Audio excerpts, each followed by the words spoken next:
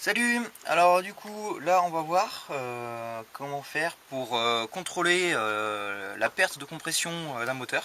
Alors on va pas pouvoir savoir quel cylindre perd la compression. Mais par contre on va pouvoir savoir si l'ensemble des cylindres ont des pertes de compression ou pas. Donc ça permet de savoir quand on achète une voiture par exemple si le moteur est en parfaite santé ou pas. Et ça, pour ça on a besoin de juste ça, une feuille. On a besoin que de ça. Et avec ça, on peut vérifier si on a un moteur en pleine forme ou pas. Donc il faut qu'on démarre la voiture.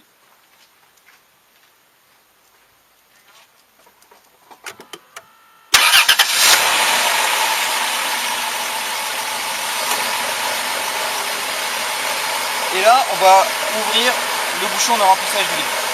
Attention, sur certains modèles, il peut y avoir des projections d'huile. Donc quand même faire attention quand on ouvre.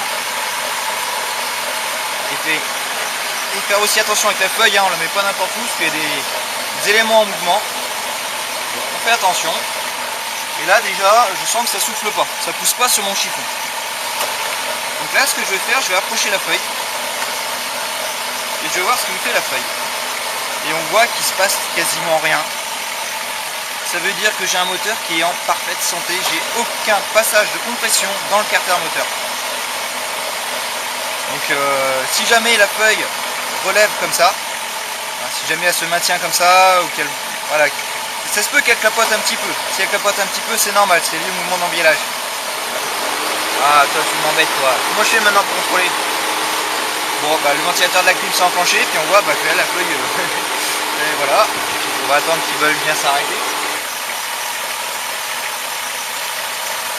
Bon, on reprend, les ventilateurs se sont enfin arrêtés.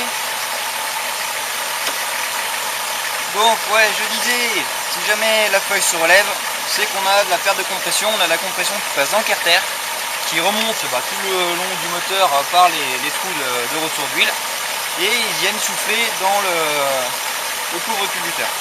Enfin, c'est plutôt le couvre-culasse maintenant, parce que c'est bien longtemps qu'on n'a plus de culbuteur dans les moteurs.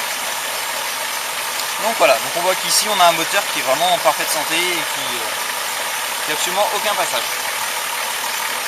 Bon ben voilà comment on fait pour contrôler en 10 secondes l'état de santé d'un moteur et vérifier que tous les cylindres n'aient pas une perte de compression. Donc après par contre si ça vient à souffler ici, ça veut dire qu'il y a un des cylindres qui perd la compression. Donc là c'est passage au garage et là on va mettre un compressiomètre pour vérifier quel cylindre perd la compression. Bon, bah sur ce, à la prochaine.